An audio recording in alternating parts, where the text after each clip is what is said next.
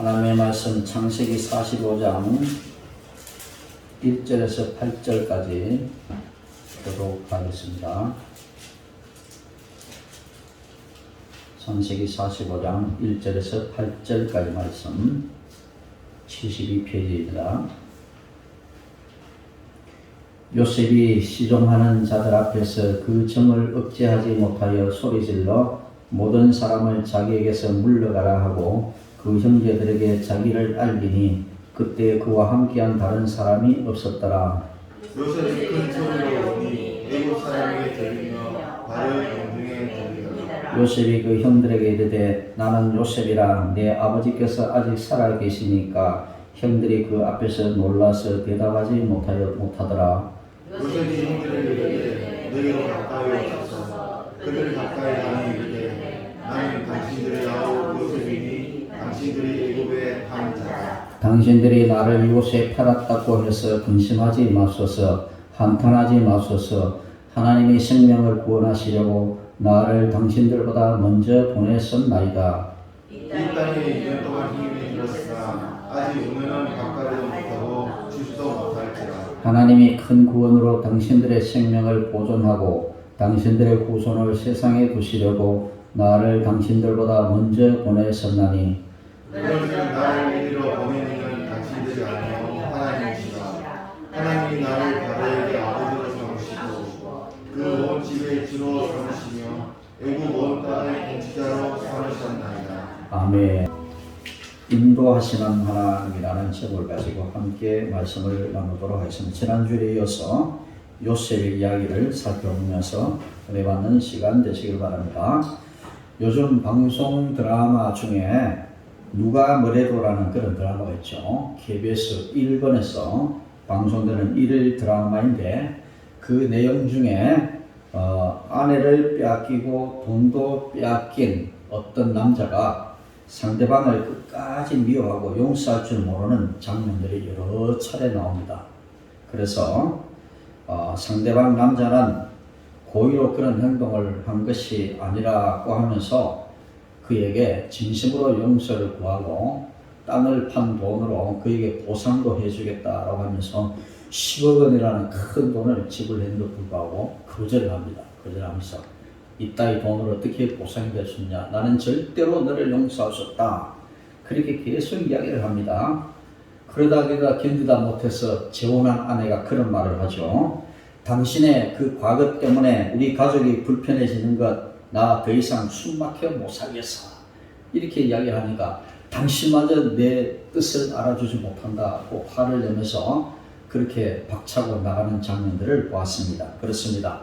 나는 그 사람을 용서할 수 없어. 나는 어떤 사람도 다 용서해도 너만은 용서할 수 없어. 우리는 이런 말들을 TV 드라마에서 또 소설에서 신문에서 정치인들의 은사에서 수없이 듣고 있습니다. 나는 어떤 일이 있어도 너는 절대로 용서할 수 없어. 그런 이야기를 하죠.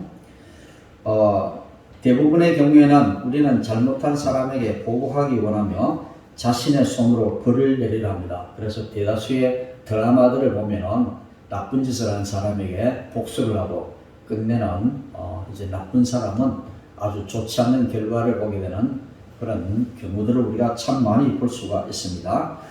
스티븐 스필버그가 감독한 미넬이라는 영화가 있는데요. 작년에도 제가 이 영화를 들려드렸는데 1972년 9월 미넬 올림픽에서 벌어진 팔레스타인 무장단체 검은 9월단이 이스라엘 선수단 인질 사건으로 그 막을 엽니다.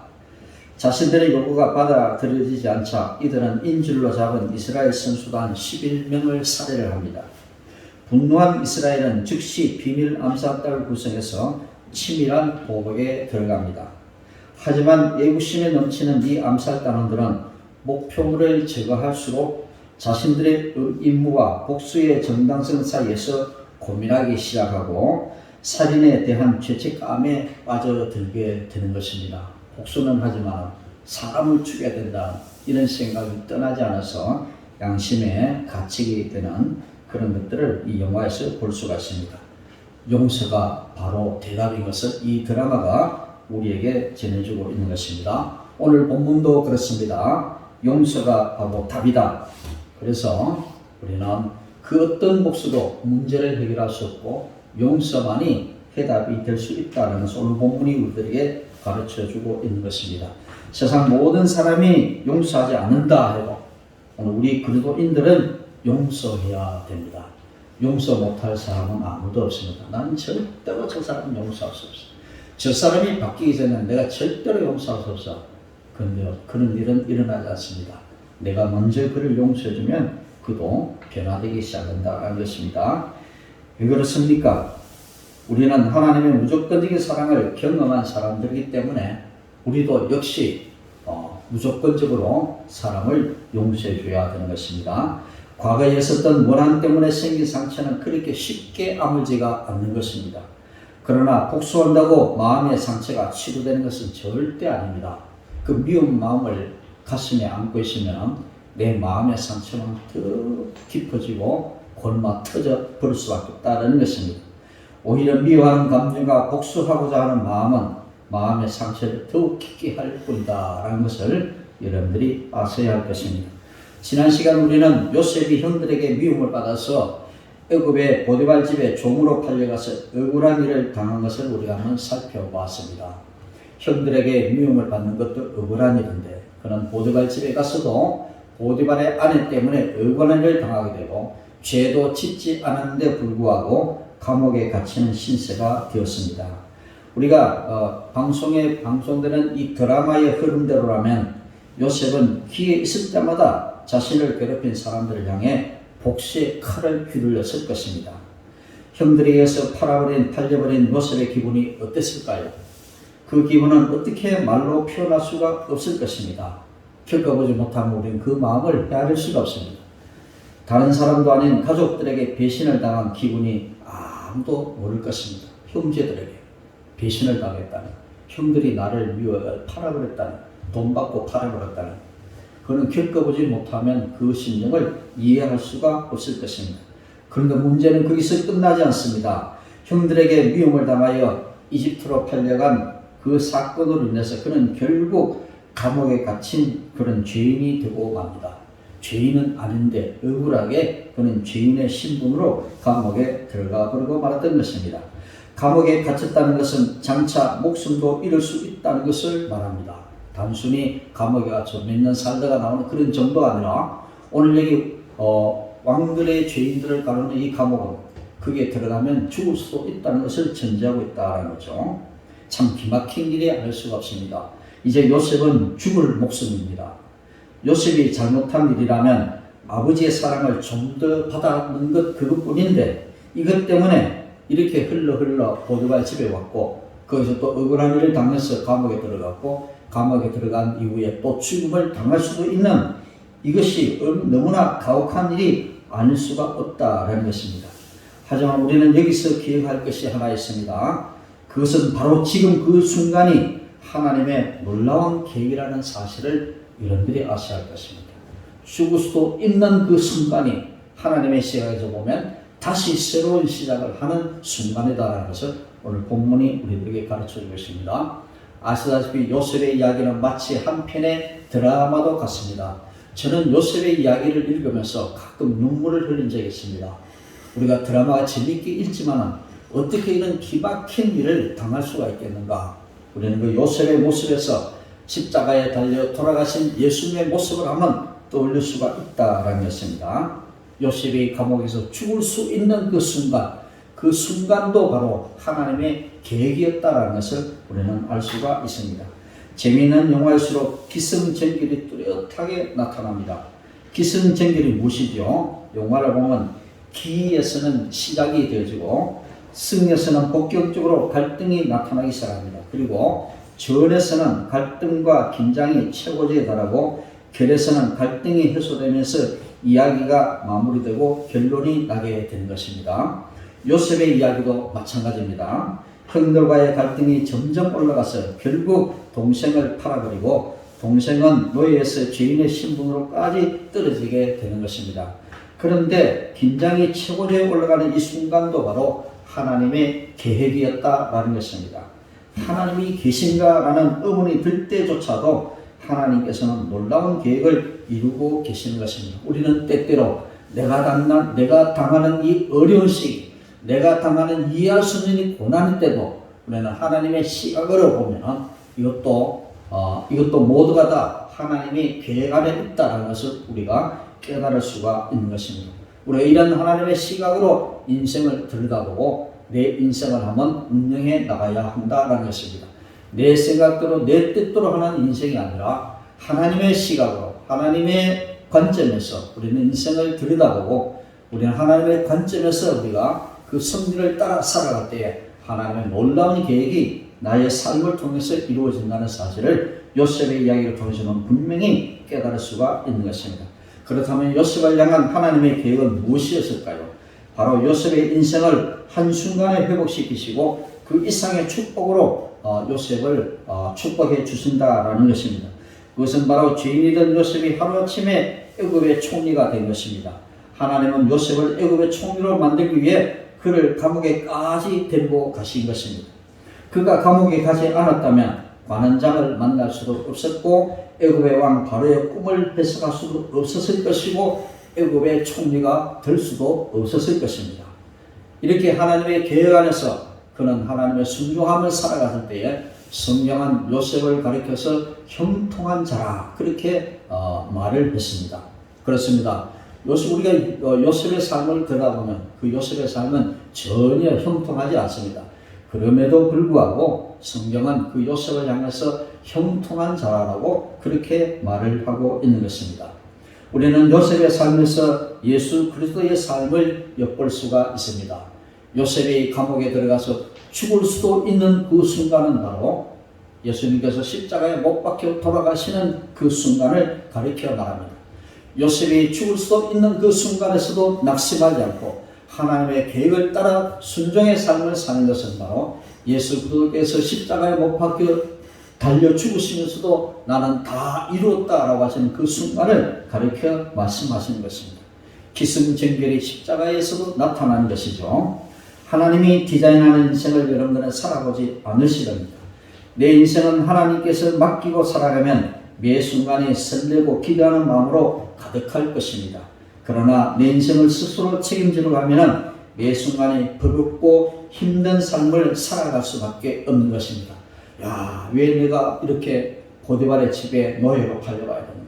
왜 나는 억울하게 감옥에 들어가야 되는가? 매 순간 그렇게 원망하고 내 삶을 불평하면 하나님의 계획을 따라 살아갈 수가 없는 것입니다.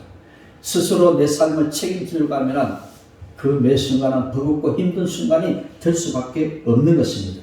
형들에게 미움받을 때 똑같이 형들을 미워했을 것이고 감옥에 들어갔을 때 적극적으로 자신의 억울함을 호소했을 것입니다. 그러나 요셉은 하나님의 때를 기다릴 줄 아는 그런 사람이었습니다.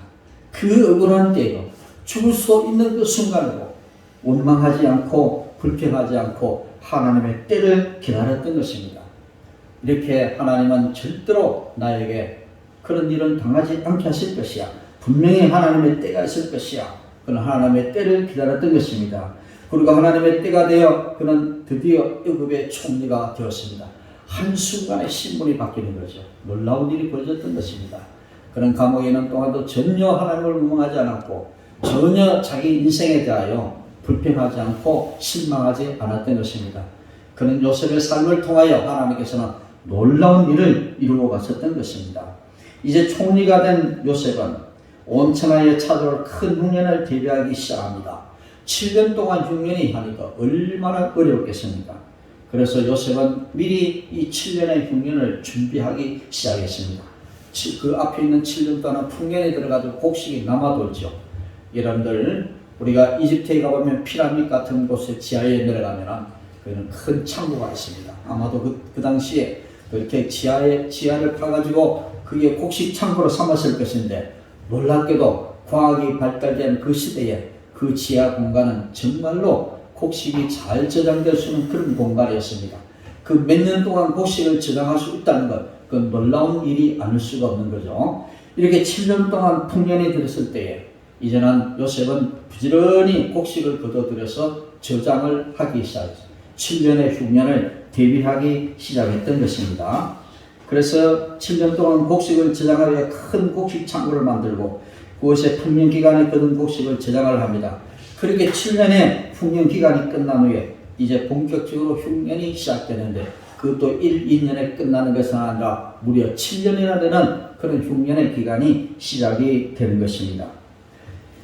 그런데 딱 2년이 지나자 온 천하에 곡식이 없는 사람들이 다 애국으로 찾아와서 곡식을 사가는 일이 일어나게 되는 것입니다. 애국 사람들뿐만 아니라 그 근방에 있는 모든 이웃나라의 사람들까지도 이제는 이틀로 몰려와서 곡식을 사가는 그런 일이 생겨나기 시작합니다. 이때 야곱의 가족도 곡식이 떨어지게 됩니다. 그런데 애굽에는 곡식이 있다는 소식을 듣고 야곱은 그의 아들들을 애굽으로 보냅니다. 그리고 오늘 본문이 드디어 요셉과 형제들이 만나는 장면이 나오게 되는 것입니다. 형들을 만난 요셉의 마음은 어땠을까요? 요셉은 형들이 자신에게 한 모든 일을 기억하고 있었습니다. 이것이 방송에 나오는 드라마는 이제 형들에게 복수할 절호의 기회가 된 셈입니다. 그러나 요셉은 형들을 미워하거나 복수하지 않았습니다. 왜냐하면 요셉은 자신의 삶을 하나님께서 이끌어 가신다는 그런 확신이 있었기 때문인 것입니다. 7절 말씀을 한번 보겠습니다. 하나님이 큰 구원으로 당신들의 생명을 보존하고 당신들의 후손을 세상에 두시려고 나를 당신들보다 먼저 보냈었나니. 요셉은 자신의 삶을 하나님께서 만들어가고 계신다는 그런 믿음이 있었습니다. 그 믿음은 자신을 위협에 빠지게 한 형들도 용서하도록 그렇게 만들었던 것입니다. 복수할 수 있는 그 절호의 기회에 요셉은 형들을 향해서 복수하지 않고 오히려 형들을 용서하는 기회로 삼았던 것입니다. 여러분들 놀라운 일이 아닐 수가 없습니다. 모든 것이 다 하나님의 섭리였고 하나님의 구원 계획이었습니다. 이제 이 일로 말미암아 이제는 야곱의 가족들이 애굽으로 이사를 오게 되는 그런 일이 일어나고 무려 430년 동안 야곱의 가족들이 이집트 땅에 머무는 그런 역사가 시작이 되는 것입니다. 이제 이스라엘 민족들은 이제는 애굽에서 무려 400년 넘게 생활하면서 70명의 그런 작은 가족이 무려 200만 명이 넘는 놀라운 그런 민족으로 한 나라로 국가로 이렇게 변화되어져서 다시 고향 땅으로 돌아오는 놀라운 일들이 430년 후에 일어나게 되는데 이 모든 것들은 다 요셉을 통해서 시작이 되었던 것입니다. 만약에 요셉이 여기서 그 형들에게 복수를 했더라면 결코 그런 일은 일어나지 않았을 것입니다. 요셉도 사람인지라 오랜 시간 겪어야 했던 아픔을 잊지 못했을 것입니다. 하지만 그에게는 다른 사람들과는 구별되는 특별함이 있었습니다. 바로 하나님의 관점으로 바라보는 것입니다. 요셉은 유다의 말을 통해 형들이 전과는 완전히 다른 사람으로 바뀌었음을 확신하자 그제야 자신이 누구인지를 알립니다. 북받치는 정을 억제하지 못하고 오열하는 요셉의 모습에 형들은 그저 의아니 분벙합니다. 죽었다고 생각했던 요셉이 살아있었다니, 그것도 애굽의 총리가 되어서 자신들 앞에 나타날 줄은 꿈에도 생각지 못했을 것입니다. 혹여나서 요셉은 형들을 시험하기 시작합니다. 시험하지만 이제는 형들이 다 예전과 같은 그런 형들이 아니라 많이 변화되었음을 인지하고 요셉은 그제야 내가 당신들의 동생 요셉이다라는 것을 형들에게 알립니다. 형들은 깜짝 놀랍니다. 그 순간에 어떤 생각이 들었겠습니까? 야, 이제는 죽었구나. 자신들이 어떻게 했습니까? 다 알고 있죠. 자기 동생에게 어떻게 했던 걸 다 알고 있습니다. 심지어 죽이려고까지 했던 것을 그가 알고 있었으니까 이제는 우리가 죽었구나. 그들은 그렇게 생각을 했을 것입니다. 그러나 요셉은 북받치는 정을 억제하지 못하고 오해하는 요셉의 모습에 형들은 그저 의아니 분벙합니다. 아마도 두려운 마음이 더 컸을 것입니다. 요셉의 영광을 보니까 두려운 마음은 더 컸을 것입니다. 하지만 요셉은 달랐습니다. 요셉은 과거의 일을 분노나 복수심이 아닌 하나님의 인도하심이라는 큰 섭리로 그것을 보았던 것입니다. 하나님의 큰 구원 계획을 위해 자신을 앞서 애굽 땅으로 보냈었다라고 그렇게 확신을 하셨던 것입니다. 하나님께서 이제는 온 인류의 구원을 위해서 예수 그리스도 이 땅에 보내실 것과 마찬가지로 하나님께서는 요셉이라는 사람을 미리 준비하셔서 애굽 땅에 먼저 보내시고 이제는 그 요셉으로 말미암아 야곱의 가족들을 구원해내는 놀라운 구원 계획을 가지고 계셨다. 그것을 요셉을 통해서 이루어 가셨는데 요셉이 바로 그것을 하나님의 계획을 깨달았다는 것입니다. 하나님이 나를 통하여 나를 먼저 이곳에 보내시고 나를 통하여 우리의 가족을 구원하는 일을, 이 큰 일을 나를 통하여 이루신다는 사실을 그는 깨닫게 되었다라는 것입니다. 사랑하는 여러분들, 요셉은 그의 고난과 성공, 그의 모든 삶과 관련된 모든 것이 하나님의 주권적 섭리의 결과임을 인정을 했던 것입니다. 그의 고백과 같이 이 세상에 일어나는 모든 사건의 배후에는 당신의 뜻을 이루어 가시는 하나님의 주권적 섭리의 손길이 있었던 것입니다. 여러분, 우리가 믿음 생활하면서 가끔 힘든 일을 당할 때라 하나님의 관점에서 그것을 바라보는 눈을 가지시기를 바랍니다. 문제를 바라보기보다는 하나님을 바라보는 시각을 여시기 바랍니다. 많은 대다수의 사람은 하나님을 보기 전에 문제를 먼저 바라보게 됩니다. 풍랑을 만난 예수님의 제자들이 예수님이 바다 위로 걸어왔을 때에 이제는 예수님을 알지 못하고 유령을 봤습니다. 그때 예수님이 말씀하십니다. 너희 두려워 말라. 그 말씀을 들은 베드로가 예수님처럼 자기도 물 위로 걸어가기를 원합니다. 예수님께서 허락을 하셨습니다. 베드로가 바다에 발을 내딛는 순간에 풍랑이 불어닥칩니다. 그 풍랑을 보고 두려워서 그만 베드로는 바다에 빠지고 맙니다. 베드로는 예수님을 보고 가는 것이 아니라 풍랑을 봤기 때문에 넘어졌던 것입니다.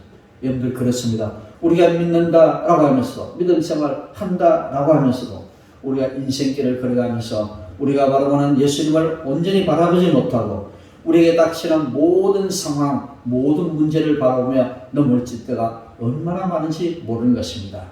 우리는 내게 오시는 그 주님을 유령으로 인정하고 유령으로 바라보고 그 주님을 바라보지 못하고 문제를 바라보고 상황을 바라보다가 바다에 빠져버린 베드로처럼 우리는 곤란한 일을 처할 때가 너무나 많았음을 우리는 기억하고 있는 것입니다. 그러므로 우리는 매 순간 요셉과 같이 하나님의 주권과 섭리를 인정하는 그런 삶을 살아가야 할 것입니다. 그럴 때 우리는 고난에 처하든지 영광에 처하든지 가난할 때든지 부귀에 처하든지 어떤 상황을 만날지라도 그 자리에서 하나님을 찬양하며 범사에 감사하는 삶을 살아갈 수가 있을 것입니다. 부디 저와 여러분들도 항상 겸손한 삶을 살아가는 여러분들 모두가 되시기를 주님의 이름으로 간절히 축원을 드립니다. 기도하겠습니다. 참 좋으신 하나님 아버지, 오늘도 저들에게 오셔서 말씀해 주심을 감사를 드립니다. 저희들도 요셉과 같이 늘 우리의 삶에 함께 하시는 그 주님을 경험하며 우리를 인도하셔서 하나님의 큰 구원의 계획을 이루어 가시는 이 놀라운 하나님의 역사를 경험할 수 있도록 은혜 다하여 주시옵소서. 어려움을 당할 때나 고난에 처할 때도 낙심하지 않도록 도와주옵시고 요셉처럼 하나님의 관점에서 문제를 바라보며 언제나 나와 함께 하시고 우리를 인도하시는 그 하나님을 날마다 경험하여 살아갈 수 있는 우리 모두가 될 수 있도록 인도해 주시옵소서. 우리가 믿음으로 살아갈 때에 우리 하나님께서 나를 통하여 놀라운 구원의 역사를 이루고 가시는 이 큰 일 우리가 바라보며 살아갈 수 있도록 주여 저들에게 기회를 주시고 은혜를 베풀어 주시고 인도하시는 하나님 늘 경험할 수 있도록 함께하여 주시옵소서. 모든 것 감사드리며 예수님 이름으로 간절히 기도드립니다. 아멘.